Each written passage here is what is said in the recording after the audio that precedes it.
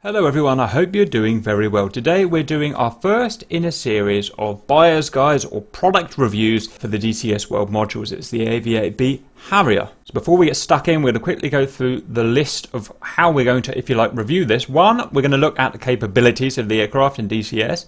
Two, we're going to look at the performance, as in more of the kinetic performance of the aircraft compared to the others. You may or may not be interested in that, but I find it interesting. Three, we're going to talk about the visual effects, and we're going to rate that a score of 1 to 5 so we can compare it to other modules.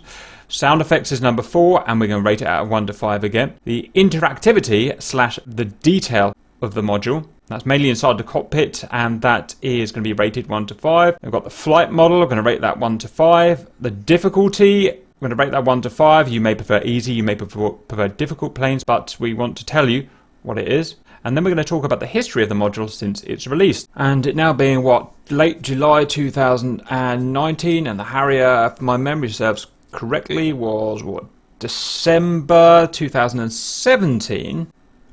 Point 3 to 7 being rated. I will conclude my ratings of this module in this video, and then what I'll link in the video description is a link to a spreadsheet that shows all of our reviews done so far. So as we do new reviews, we'll add them to this sheet, and as well as showing my personal rating, it'll also show the rest of the Grim Reaper's ratings. So you can see it won't just be my view, you'll get to see everyone else's view as well. One other caveat to that is that the rating I show in this video, I won't be able to change at any point, but I may change my official rating at various points in the actual kind of master document, in that master Google sheet that I will link. And that is because as I review these different aircraft, I'm going to get better at understanding what is good and what is bad. And so therefore, as I go, my official review figure may change. So it's always worth checking that master sheet if you're going to watch this video. Another small caveat, at the time of making this video now with the Harrier, that sheet isn't actually finished yet.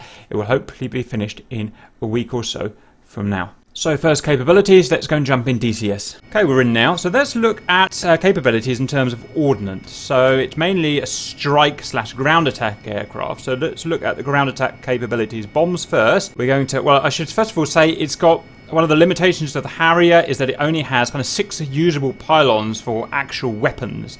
We've got 1 to 3 and 5 to 7, or the majority of the weapons, I should say. So if we go to pylon 3, go to bombs. So I'd say you can have a kind of okay amount of weapons. Here are the weapons in 2s per pylon. Here are 3s per pylon, and here are single weapons per pylon. We've got a BDU, which is a training bomb. We've got a GBU-12 and a GBU-16, which is a light and heavy laser guided bomb. We've got a Mark 20 cluster munition, cluster canister. We've got a Mark 81, Mark 82, a Mark 83 size dumb munitions. So that's what, a 250 pound, that's a 500 pound, that's a 1,000 pound. Can't have the 2,000 pound. And we can have the Mark 82 in slick, or snake eye retarded, or air parachute retarded. So that's an okay array. Some planes have got a lot better than that. Some planes have got a lot worse. Now, because we can carry up to 3 per pylon, we can actually still take a lot of bombs, even with only the 6 kind of working pylons. That's what, 14 GBUs we can have, which is, it's pretty impressive. Next, we've got our missiles. So come to this pod again. We can have,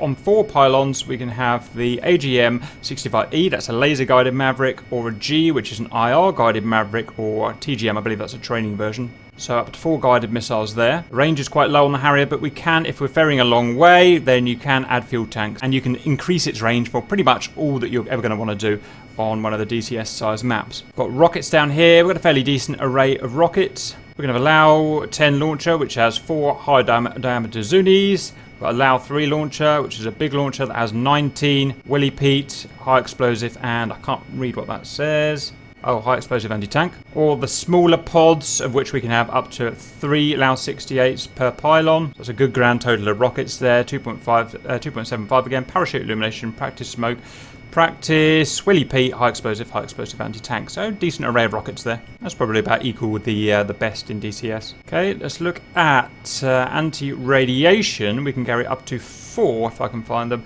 AGM-122 sidearms. These are, if you like, they're kind of a modified Sidewinder designed to attack radar sites. And although their range is low and they only have a small warhead, we've actually found them fairly useful. They're nothing compared to an AGM-88, for instance. But generally speaking, we have found use for them in the big campaign say, we thoroughly test these aircraft and weapons, and in the big campaigns, we have killed Big Sams with AGM-122, so they are an okay SEAD weapon. It would be nice if we could carry multi-racks of them, so we could carry like 8 or 9 or 10 of them. That would be really useful. We have air-to-air as well. It is AIM-9 Mike only. It's a good air-to-air close-range IR-guided missile. Obviously no kind of attack radar on this. It's just spot the target with your eyes, move your plane so that he comes into our bore sight area, and we get a tone with the sensor on our missile, and then fire. No type of radar guidance, search, or IFF. So it's very simple, but you have to be very careful with them. And you can carry 4 of those, and not really for shooting down fighters. It's unlikely you're ever going to be able to shoot down a fighter with one, but good against other attack aircraft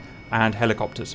Next, we'll jump over to Pylon 4A. In our pods here, we can have the gun pod, GAL-12, and it's mid-range okay. It's got a pretty decent caliber. I think it's a fairly low velocity, so it's got quite a lot of dip. It has, to say, average results against the ground. It is obviously an air-to-ground cannon that's mounted on the bottom. Can be used in air-to-air as well, but it's not really set up for air-to-air at all. And compared to a kind of equal caliber weapon like the GAL-8 cannon on the A-10, it's really nothing. So just a mid-range, single-barreled, relatively low-velocity cannon. Next, we've got 4B, and we can have the lightning pod. The biggest asset of the Harrier is that we've got a lightning pod, a targeting pod. It allows us to stand off and search for targets, lock targets up in various different ways, and fire guided munitions at them. So using the targeting pod, I can pass that targeting information onto my IR guided Maverick, or I can self-laze from my targeting pod, and I can fire a laser guided Maverick or a laser guided bomb, or I can lock a target up on my targeting pod and I could drop a dumb bomb accurately on that target. It's absolutely essential, and it is an excellent version of the lightning pod. We have also a DCM pod. I have tested it thoroughly compared to the other ECMs on various aircraft in DCS World, and it has what I'll describe as moderate results. It's probably the worst that I found in terms of its ability to block missile firing, etc. But still, it is very useful and essential. It can save your bacon. So that's it in terms of ground attack. It's a pretty good limited range capability. Countermeasures, we've got a decent quantity here. A lot of aircraft come with very few. This aircraft does have a lot, so that's good. In terms of flyable range with full ordnance, I would describe it as moderate. There are worse planes, but there are a lot better planes. So I'd say it's just below average in kind of normal flying combat conditions, I found. But as it doesn't carry that much gas and its fuel consumption is high, it has very little loiter time as compared to, say, an A-10C or something of that nature. The actual weapons control system, that is the link between us, the human, and how we actually drop the bombs and fire the guns, what we see on this HUD here is very good, very modern, very contemporary, very easy to use. So, for instance, we have the ability to drop weapons in CCIP, fire rockets in CCIP, which is a type of bombing. It's very, very easy to use. It will just give you a pointer and a screen. Put that pointer on the hostile and just press the trigger. Now, a lot of older planes don't get that, but this does. And it's great. It makes the bombing and whatnot very easy. So the fact that we've got a good, modern, easy-to-use weapon control system should be considered when looking at the capabilities and what you want from the aircraft. Carrying on with capabilities, if we look at our MFDs here, we have the ability of putting various utilities on either of the two MFDs. Or if I were to go back to the main menu, hard repeater, storage page where we can manipulate our different weapons. We've got a dual mode tracker, so if for some reason you didn't want to fly with your Lightning targeting pod, then we have the ability to track and spot ground targets with our dual mode tracker, which is a sensor on the very front of the nose that allows us to search for targets, track targets, and essentially allows us to fire on targets. And as well as that, like the targeting pod, it also has a laser spot search function, so that if there is another transmitting laser from an A-10C or whatever, or another Harrier on a target, we can search and find that laser without the need to have our add-on Lightning pod. Back out from the dual mode tracker, we've got ESHD, what I call the HSI. It's essentially the moving map, as most people call it. You can turn the map graphics off if you want and just have the basic waypoint data or whatever you want on there. And it's scalable. I find it really useful in this area to have a moving map. But first of all, I thought it would just be a bit showy, a bit useless, but it's actually really useful to run missions, to just keep an eye on where you are in the world. Same as the A-10C. We've got various options around there that we can play with.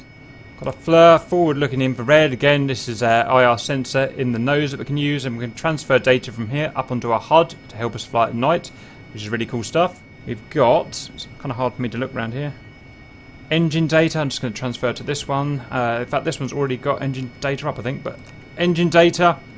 You do have to look after the Pegasus engine in this aircraft, so this is going to help you to see how well it's running, its temperature and whatnot. Main menu. Software configuration page, not particularly interested in that. IFF page is not a thing because DCS doesn't simply go into that level of detail, at least at the moment. Electronic warfare, so this is going to be our RWR essentially. It's going to tell us where different threats are. In terms of all the different aircraft, it is a very good RWR, and you have the ability to transfer data from here up onto the HUD as well. Some other things down here. We've got comm frequencies. Built-in tests that you can run if you're a bit of a sim head. Various other details, statistics and whatnot that we can find out in the VRES. Has two modern analog radios here, COM1 and COM2, which you can set up. They're good, easy to use radios. Armament panel down here, so we set our armament up in the stores. I don't have any, and then you would set up your weapon information, what type of fuse do you want, what kind of a mode do you want to drop it, how many do you want to drop at once, and so on. Nice set of backup instruments here in case your HUD goes down. And that's, I think, as far as I want to go in terms of capability, other than to say, obviously, the Harrier has the ability to do vertical takeoff and landing and short takeoff and landing, as well as traditional takeoff and landing. So all of that is obviously modelled well. Okay, next we're looking at the visuals. This is one of my favourite in terms of the visuals. It's got really good high detail. I think these textures are going to last a good long time, a good few years before they're considered obsolete and need replacing. If you zoom in, they can go a little bit fuzzy, but you know, that's beyond, I think, what you're ever going to really look at. The overall graphics, I mean, I guess I can kind of let you judge for yourself as I just kind of scan over here. Buttons, knobs, everything. It's good, modern, high definition, high detailed textures, dials, everything looks excellent. MFDs, good, high detail, high definition. Work our way back here. Lighting is excellent. It's probably one of my favourite for lighting, as I'll show you in a bit. Panels are really good. Everything's shaded in terms of shadows will be cast from the front bow and stuff like that.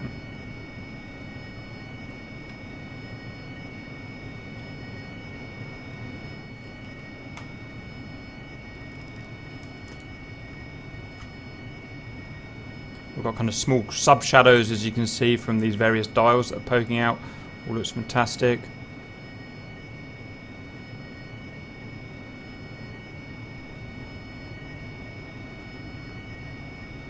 Let's turn the interior lights on. So I like to fly most of my aircraft, even in the daytime, with the interior, with all of the interior lighting on. It's just because you know, they've gone through the time to make all this lighting, and I love to use it. It just makes it look even better with the lighting on.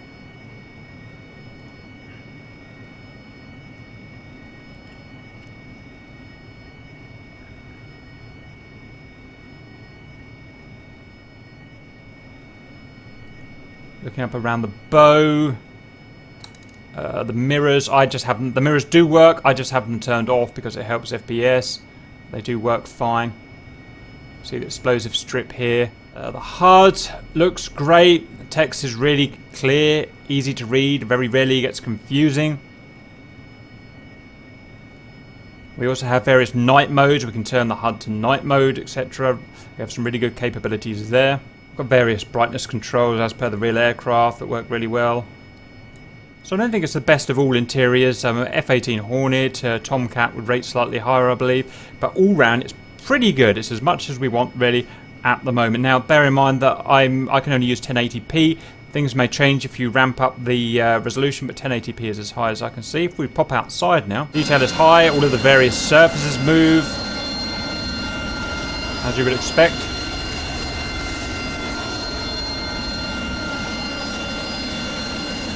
No obvious glitches in textures or anything like that.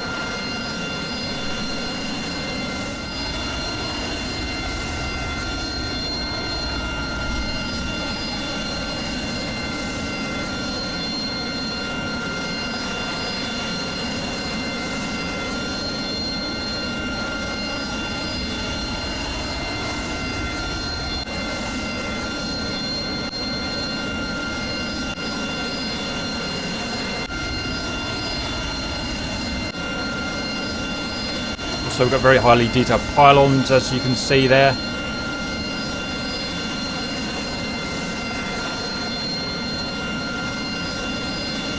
Detailed cockpit from the outside.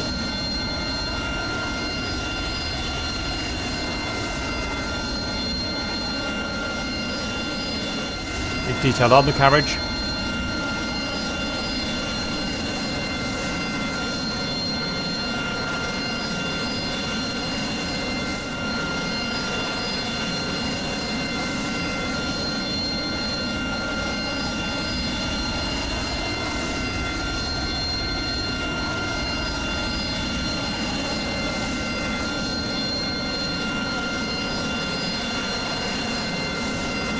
So for the graphics, interior and outside, I'm going to give it a 4 out of 5. It's very good, not the best out there, not as what I'd say photorealistic as the exterior of the Hornet and the F-14B, but otherwise very strong. Next we're going to look at sounds. Now to me, sounds are just as important as the visuals. You really have to get the sounds right to make it an immersive experience. And as well as that, something that a lot of the developers I think are still doing wrong, I'm looking at the F-18 here and a whole bunch of others, is understanding that us virtual pilots don't have all of the inputs that real pilots do to be able to fly these aircraft. Real pilots can feel, they do a lot of the stuff that they do by feel, vibrations they can feel, various acceleration effects, G, stuff like that, they can all feel through their seat, and that gives them lots of information that they can fly with. Now we don't have any of that, so we don't even have a wild field of view like the human eye does. We have the movement of the aircraft compared to what we do with our joystick, and we have the sound, and that's all we've really got to work with. So it's important that that sound gives us as much information as possible. It needs to tell us all the time what our engine is doing. It needs to tell us what our airframe is doing. It needs to be telling us what kind of alpha our aircraft is, what kind of strain we're putting on the wings, and so on. The cockpit sounds I'm pretty happy with. First of all, the actual realism of the sound, very good. It sounds just like when I go to AV8B's air shows. Also, we get good feedback from the engine. I can tell what RPM that engine is at without having to look at any of the instruments here. And that's an important thing. And a lot of the aircraft, DCS, don't give us that ability. In terms of outside, pretty happy with it. It always sounds like a real AV8B to me, and I've seen plenty of them in real life. What we should do now is we'll get airborne and we'll see what the various sounds are like as we go.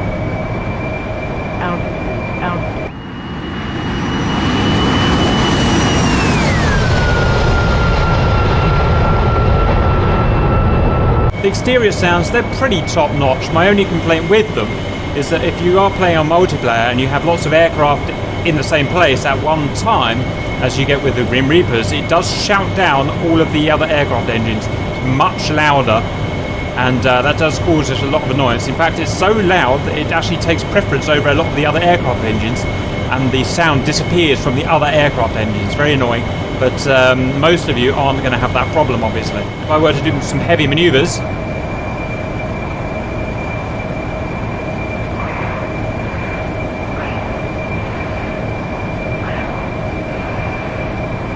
we don't seem to get any sounds in terms of the stress on the airframe, but we do get, you know, my guy, you can hear him struggling to breathe, so at least you can tell when you've got some high G going on.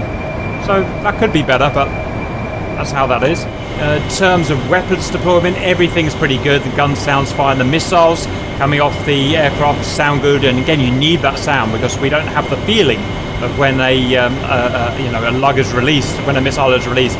So we need to have those sounds.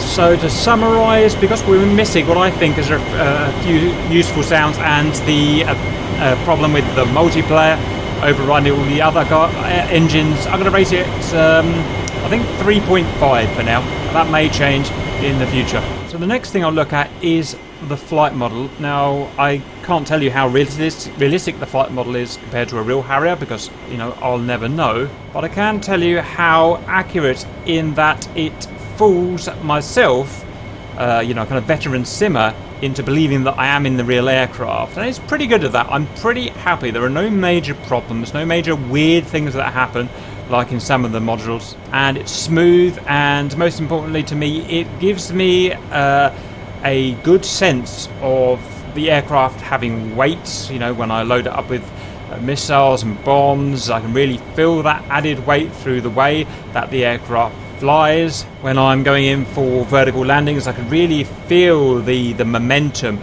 from the weight of the aircraft in how it moves. It has pretty good ground interactivity, so it's been a problem with a lot of the modules in the past. The way it interacts with the ground, sometimes they'll just not interact with the ground in a way that feels realistic, and the immersion is lost at that point. So I'm pretty happy with that. She turns pretty well. There's nothing strange, odd, or annoying about the way in which she turns. If anything, she possibly turns too well. I've done a lot of data on measuring the turn rate, and the turn rate of this Harrier is excellent. But roll out. Presumably it's like that in real life. Roll is excellent. No problems with the roll. Feels good. Roll out. Feels immersive.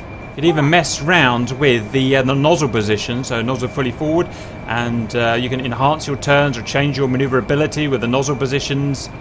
Get all kinds of strange effects with it. Although I can't show here, it does have a good reaction to adverse environmental conditions like high crosswinds, turbulence from other aircraft. It is very hard to land this thing in high crosswinds. It becomes impossible above about 20 knots, and that is indeed the real maximum takeoff limit.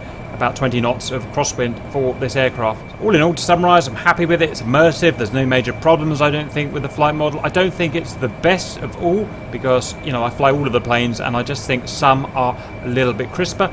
But otherwise, I'm happy with it, so we'll give that a 4. So next, interactivity and details. Interactivity is the ability for me as a human to be able to interact with the cockpit of the aeroplane, press the buttons, turn the knobs and move the switches. And detail would be what kind of effect those switches have on the aircraft. And it's good. It's not the best. Just about all knobs down here are movable and will have some kind of effect. I mean, it's a relatively simple cockpit, which is I prefer. This guy here isn't movable, for instance. So we've got about 0 to 5% of the cockpit which isn't clickable or usable for some reason. Everything across the front here, everything's modelled. Buttons which don't actually do anything at the front here, like the video recorder. You can still actually click them if you like. All of these steam gauges work properly, and any knobs that you'll be able to turn in real life, you can turn them, push them, cage them, adjust them, whatever, you know, you should be able to do. Again, everything around here is clickable or usable to some degree. Down here, everything, it comes a little undone down here. Regards to this radio, I found a fair amount of the function of this radio here didn't work, at least at the time testing. Now, I'll admit that was about 6 months ago. For instance, the ADF, the automatic direction finding, I haven't managed to get on this aircraft. I'm pretty sure it doesn't work, and it does in most of the other DCS modules that have ADF on board the aircraft, so that's the kind of thing I'm pointing out at the moment. Almost all of this panel, I believe, doesn't function, although you can press the buttons and whatnot. IFF doesn't function, obviously, that's just how DCS works, but you can press the buttons. Everything works down here. Everything is at least clickable down here. A lot of this stuff just isn't modelled in DCS per se. Some stuff back here, I don't know what it is, but it's not clickable on. If we go to the MFDs there, what I would describe, the main important functions that you need on these MFDs are there. They work fine and they're good. Some of the functions are not modelled in here, so if I went to the second menu here, nothing here does anything as far as I'm aware. And that's fine with me. I'm happy to have just the major functions in there. I don't want to change whatever this stuff is. Now, a lot of the more detailed models, like the A10C maybe, the Hornet, would have all this extra stuff modelled, and that's fine. We're going to rate it so that the higher the detail, the higher the score. Check over here. I don't think anything works down here as far as I'm aware. Again, personally, not being a man of massive detail, I'm happy with it to be like that. Just have the main usable functions on it. I don't really want all that background stuff on it anyway. Maybe those extra functions are going to be filled in the future. I doubt it, to be honest. I think it's more or less finished, the Harrier now. I mean, none of these modules are ever truly finished. They've always been worked on to some extent, but I'd say it's more or less finished. Radios have excellent interactivity. I haven't managed to find any missing functions yet. I said I think there are actually some missing functions here. I won't go through them now, but most of them are just related to the fact that radio in general in DCS simply isn't modeled as detailed, in real life. So a lot of the functions simply aren't needed, and so they're not there.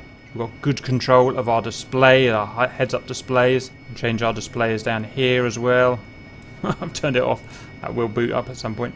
We can have night and day modes. So I hope I've given you a fairly decent feel of the amount of interactivity and detail that we've got and what we haven't got. So I'm going to give it a final rating of, I think, 3.5 out of 5, where 5 would be a super uber nerdy Hornet where every single sub-option and sub-option is in there, whereas this one is missing a few. Like I said, personally, I prefer it like this. I don't want all of those extra sub-options, but that's just my kind of unbiased rating. Next, in terms of difficulty, where 1 is going to be the simplest, 5 is going to be the most difficult module to fly, I guess I'd have to put it at 4. So the actual internal kind of electrical systems, everything in here is actually rather simple. The MFDs are very easy to use. They're pretty self-explanatory. You rarely ever have to go into the manual. It just guides you through it itself. There's just a few foibles that you may have to look up in the manual. But simply due to the fact that it has vectored nozzles, the actual flight does take a while of getting used to. It's not really something I would recommend as your first DCS module, and especially if you haven't come from a sim background, it's going to be frustrating trying to even get this thing taking off properly, landing without smashing your nose, stuff like that. Weapon systems, targeting pod, it's all pretty easy to use. The HUD and the weapon systems through the HUD, again, it's pretty easy to use. It's hard to get much wrong in this, like it is with a lot of the other aircraft. And because of that extra difficulty in actually flying the plane, I guess we'll put it up to 4. I may correct that later. That's what I'm going to put it at, 4 difficulty. And we promised to look at the kinetic performance of this vehicle, and sorry for the bad presentation, but the information's here. Peak sustained rate with 50% gas. It's actually down at the bottom. It's actually worse than I remember. So we've got achieved 15 degrees per second between 280 and 330 ktas. So it is near the bottom there. And this is in a world where the F-18C at 420 ktas can do 22 degrees per second. This is in DCS, not real life. Maybe the same in real life. And the MiG-21 is 480 to 520 ktas, achieving 14 degrees per second. But it can outturn an F5, which is interesting. Instant altitudes, I did not measure the altitudes in this aircraft. The low altitude speed, it couldn't achieve supersonic. It could achieve about 580 ktas, which is transonic, so it didn't make it into this field here. Don't think that it's a slouch though. It actually accelerates extremely fast. It can out accelerate for relatively low speed most of these fighters. Obviously, as soon as it gets into transonic, though, it slows down. It's simply not designed to get to the sound barrier. In a normal kind of ground attack mission, it'll accelerate extremely well. Unfortunately, because it can't reach 650 ktas, I couldn't put it in these acceleration tests. Climb from QRA standstill did very well. It got 1 minute 11 seconds and 1 to get to Angels 20, that is. That's faster than an SU-33 with special afterburner mode at 19p, AGS-37, MiG-21 with special afterburner mode, and an F-5E. So not quite up there with the frontline fighters, but bloody good considering what it is. Climb from a 600 knot beginning, very bad, but it can't even do 600 knots, so that's the main reason why that's so low. And that's the only test we have kinetic data on for the AV-8B. All we've got to do now is look at the history, and it just probably has the most checkered history of all the aircraft. So people, including me, have bought this with our own money over 18 months ago. And it's had a fairly checkered history in that lots of stuff over the time hasn't worked. Yes, it's true that I play open beta rather than what they call the stable version, but to be honest, most of you do. And at various points during the last 18 months, lots of stuff hasn't worked. I mean, I haven't checked this in the last kind of few days, but I remember the last time I tried the targeting pod, it was some of the buttons I was pressing still were doing the wrong things. At various times the sidewinders haven't worked, the sidearms work, so don't be too scared of this. I can happily go and fly this plane and bomb anything you want me to. They are just small little glitches most of the time that you can get around by choosing a different menu or something like that. It's usually not a terminal problem, but bearing in mind that we do pay a lot of these things and we do expect them to work, you know, all of the time. It's just something to be aware of. In a total summary, I'd say I paid full price for this and I'm happy. Yes, there's been some glitches. There has been some annoyance in the Harrier fans out there. But generally speaking, when I go up and I fly this and I fly this in one of our missions, I'm happy I paid the $50, $60 or whatever it is at the time. It's been a good purchase, I think. It brought me lots of fun. I think we'll quit there. Now, obviously, I realise I've only dug into about 2% of what this aircraft can do and all the different options. But the longer I go, the less really useful this will be as a buyer's guide. So I hope I've got the right balance of information and length of this video. I hope it helps guide people to see what they would be buying with their money. Let me know if you want to see any changes to those videos, and I'll see you later.